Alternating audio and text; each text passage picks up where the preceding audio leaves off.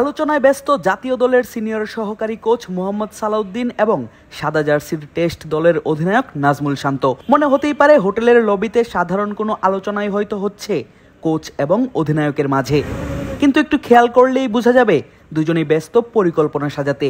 Coach এবং অধিনায়ক মিলে যে পরিকল্পনা সাজাচ্ছেন আগামীকালের অনুশীলন নিয়ে, সেটা অবশ্য আলাদা করে বলার অপেক্ষা রাখে না। শুক্রবার রাতে বেসরকারি বিমানের এক অভ্যন্তরীণ ফ্লাইটে সিলেট এসে পৌঁছায় বাংলাদেশ জাতীয় ক্রিকেট দলের ক্রিকেটাররা। দেখা যায় সবার আগে সিলেটের ওসমানী আন্তর্জাতিক বিমানবন্দরের ভিআইপি লাউঞ্জ থেকে বের হন জাতীয় টেস্ট দলের নিয়মিত মুখ মুমিনুল হক।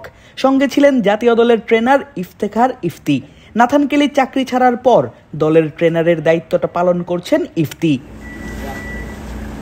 মুমিনুলের পর বের হয়ে আসেন ৯৯তম টেস্ট খেলতে সিলেট আসা মুশফিকুর রহিম এবং দলের spin bowling coach Mushtaq Ahmed. দেখা গেল টিম বাসে উঠেই বাস ড্রাইভারের খোঁজ খবর নিলেন মুশফিক, মিলিয়েছেন হাতও।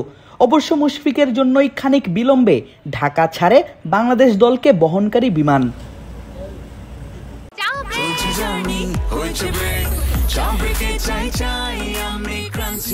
যে কোনো চা ব্রেকে বিস ক্লাব ড্রাই কেক, চায়ের সাথে আয়েশ। এরপর দেখা মেলে স্পিড স্টার নাহিদ রানার। লাল বলে কি করতে পারেন রানা, সেটা অবশ্য জানা আছে সবার। সিলেটের স্পোর্টিং উইকেটেও হয়তো দেখা যাবে রানার বলের আগুন গতি।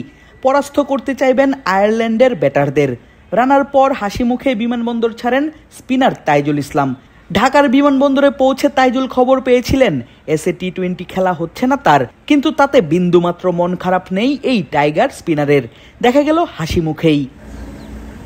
এরপর বের হন ২ বছর ধরে সাদা জার্সিতে অভিষেকের অপেক্ষায় থাকা হাসান মুরাদ, আর তার পেছনই বের হয়ে আসেন জাকের আলী অনিক। অনিকের ঘরের মাঠ সিলেট, আর ঘরের মাঠে নিশ্চয়ই এই উইকেট কিপার ব্যাটার চাইবেন ছন্দে ফিরতে ব্যাট হাতে জবাব দিতে সব সমালোচনার। জাকেরের পেছনই বের হন সিলেটের ঘরের ছেলে pacer Khaled আহমেদও।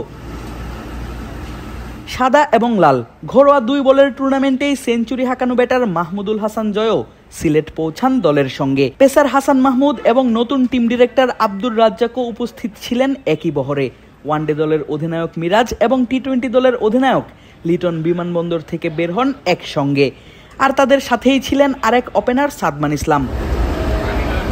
Pace bowling coach Shaun Tait এবং ম্যানেজার নাফিস ইকবালের সঙ্গে বিমানবন্দরের বাইরে আসেন অধিনায়ক নাজমুল শান্ত। শ্রীলঙ্কা সিরিজের পর অধিনায়কত্ব ছাড়লেও আয়ারল্যান্ড সিরিজের আগে আবার শান্তকেই দেয়া হয় টেস্ট দলের অধিনায়কত্বের দায়িত্ব।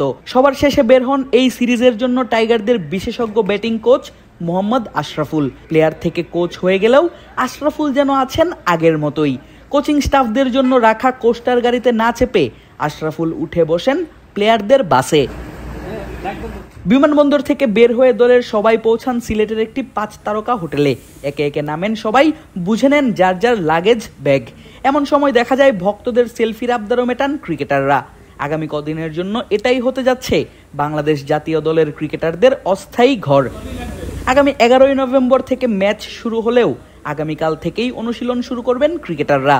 লাক্কাতুরার সিলেট আন্তর্জাতিক ক্রিকেট স্টেডিয়ামেই চলবে আয়ারল্যান্ড বধের জন্য শান্ত, লিটন, মিরাজ, মুশফিকদের মহাযজ্ঞ। আদিব আশরাফ, ক্রিক ফ্রেন্জি।